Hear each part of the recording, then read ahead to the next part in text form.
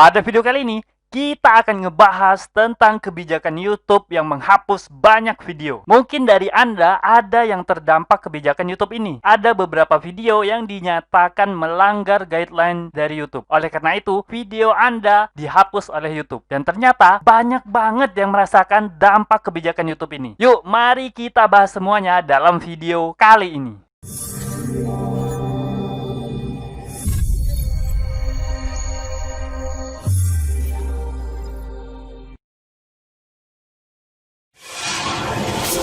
Assalamualaikum warahmatullahi wabarakatuh. Ketemu lagi bersama saya, Kanada Kurniawan, dan masih di channel kita Pro Jasa Web.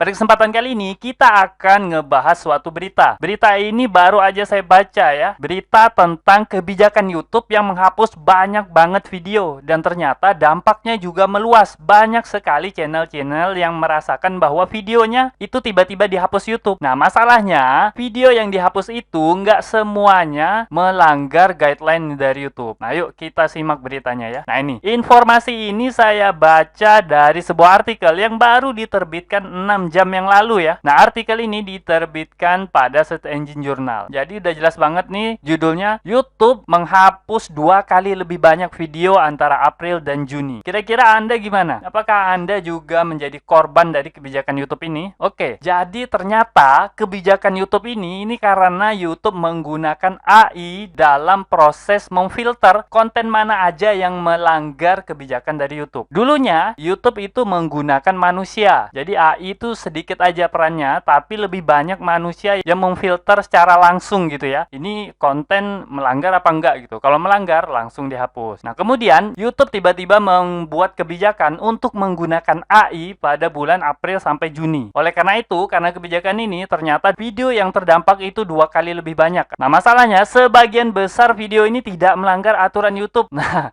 ini kan menjadi masalah. Kok nggak melanggar tiba-tiba dihapus? Nah, ini masalahnya mungkin pada AI-nya YouTube ya. Memang kebijakan ini bukan tanpa alasan. Di kantor YouTube itu sudah mulai mengurangi pengawasan manusia dalam pemeriksaan konten. Kenapa? Ya memang karena COVID ya. Jadi ini mengakibatkan 10.000 tim moderator konten dirumahkan oleh YouTube. Ini gara-gara COVID ya. Sehingga mereka harus bekerja di rumah. Jadi mungkin pengawasan manusia terhadap moderasi konten ini nggak terlalu optimal. Oleh karena itu, YouTube menggunakan AI secara lebih banyak. Tapi efeknya itu, AI menghapus 2 kali lebih banyak video. Nah, ini dia data video yang dihapus. Jadi hampir 11 juta video yang dihapus antara April sampai Juni. Nah, bayangin aja, 11 juta video dihapus oleh si AI ini ya. Dia kerja sendiri aja gitu kan. Nggak pakai izin dari manusia, nggak pakai moderasi dari manusia, main hapus saja si AI-nya. Nah, ini jumlahnya 11 juta ini adalah 2 kali dari jumlah video yang biasanya dihapus. Artinya biasanya mungkin menghapus 5 juta video, tiba-tiba antara April sampai Juni itu yang dihapus sampai 11 juta. Tapi di sisi lain, sekitar 160.000 video itu dipulihkan setelah pembuatnya mengajukan banding. Nah, ini artinya konten yang dihapus itu 2 kali lipat lebih besar dari kecepatan biasanya, tapi juga dipulihkan 2 kali lebih cepat juga.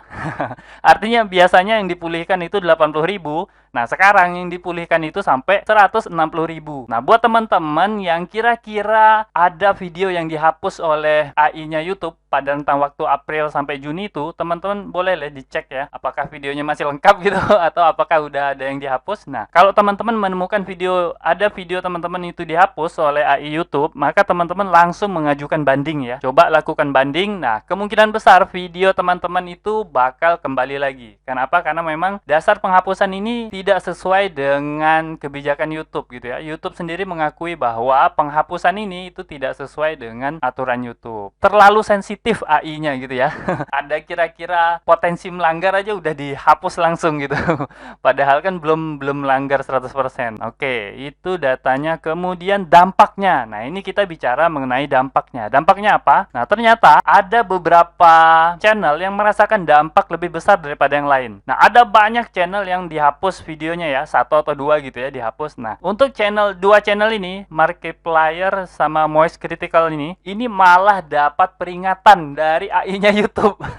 Jadi bukan manusia yang ngirim peringatan, tapi AI-nya YouTube. Jadi si AI YouTube ini, Artificial Intelligence ya maksudnya, itu berhak menghapus video kemudian juga berhak mengeluarkan teguran terhadap channel. Nah, ini yang bahaya ya. Bisa teman-teman bayangkan ya, Markiplier ini udah 26 juta. Tiba-tiba diberikan peringatan atau teguran terhadap channel ini. Teman-teman bisa cek deh. Buat yang belum tahu Markiplier ini apa, Markiplier ini gamer ya. Gamer, dan pada kalau nggak salah video Markiplier 2 pekan yang lalu itu ada ya tentang pembahasan dia kena teguran dari YouTube. Nah, ini teman-teman bisa cek deh. Nah, ini jadi dampaknya gede banget gitu. Udah diberi kemampuan untuk menghapus, dia juga diberi kemampuan untuk menegur langsung channel-channel YouTube dirasa melanggar aturan YouTube. Nah, masalahnya pada channel Markiplier ini dia nggak ada melanggar aturan dari YouTube. Nah, cuma kayak apa ya, perasaan AI-nya aja gitu.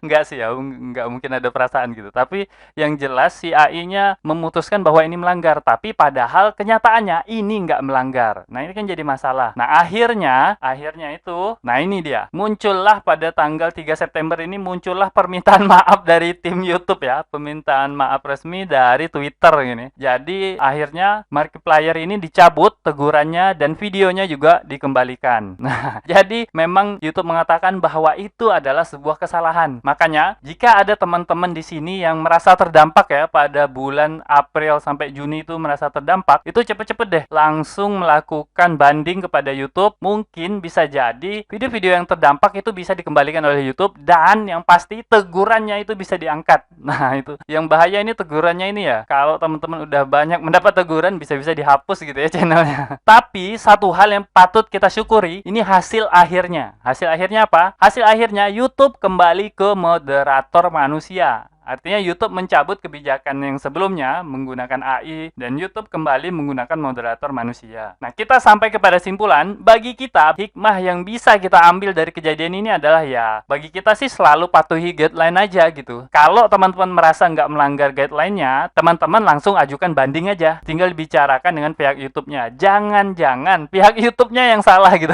bukan channel teman-teman. Nah, bagi YouTube, nah ini kita jadi belajar banyak ya tentang AI ya. Nah, kalau AI diberi kewenangan terlalu berlebihan, maka AI ini bisa aja bikin masalah yang besar. Nah, menurut saya inilah pelajaran besar bagi YouTube ya. Jangan sampai memberikan terlalu besar kewenangan terhadap artificial intelligence. Oke, mungkin itu aja ya video kita kali ini. Semoga aja informasi ini dapat bermanfaat buat teman-teman, dan saya akhiri. Assalamualaikum warahmatullahi wabarakatuh. Oke, seperti biasa, jika ada yang salah dari apa yang saya sampaikan, tolong teman-teman ingatin ya. Jangan sampai nggak diingatin, supaya saya dapat melakukan perbaikan pada channel ini dan pada diri saya sendiri. Dan jika ada pendapat yang berbeda, teman-teman bisa masukin ke kolom komentar, supaya kita bisa berdiskusi. Jika ada masukan, teman-teman jangan sungkan untuk menyampaikannya, karena saya sangat terbuka dengan segala macam masukan. Dan jika teman-teman memiliki usulan pembahasan, cantumkan juga di kolom komentar, supaya semua usulan teman-teman dapat saya wujudkan dalam bentuk video. Buat yang belum tahu, video ini adalah bagian dari program Akademi Projasa Web, tempat di mana teman-teman bisa belajar digital marketing secara gratis. Caranya mudah, cukup kunjungi projasaweb.com/academy. Ada ratusan artikel dan video yang dapat teman-teman pelajari. Jika ada pertanyaan mengenai materi, teman-teman tinggal hubungi saya melalui email info@projasaweb.com. Gratis tanpa biaya apapun. Harapannya dengan program ini semakin banyak orang yang memahami digital marketing. Saya percaya jika semakin banyak orang yang paham digital marketing, maka ekonomi kita juga akan semakin baik. Yuk dukung program ini dengan cara subscribe dan share video ini, serta mengunjungi Projasa Web Academy.